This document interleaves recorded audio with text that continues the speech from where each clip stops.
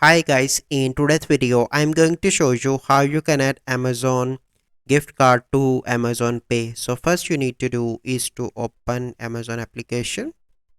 Once you open that, you simply need to click on your profile picture in the bottom here. Once you click on that, here you can see your orders, your customer service, your account settings, and you need to find your payments. And here you can see an option of manage gift card balance. Click on that, and here you can see that I have 0, so you simply need to click on redeem another gift card.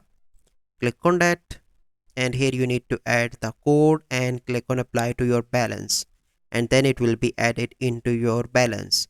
So this is the process how you can add Amazon gift card to Amazon Pay. So I hope you find this video helpful. If you find this video helpful, must like this video, subscribe to our YouTube channel for future videos. We'll see you in the next video. Thank you. Have a good day.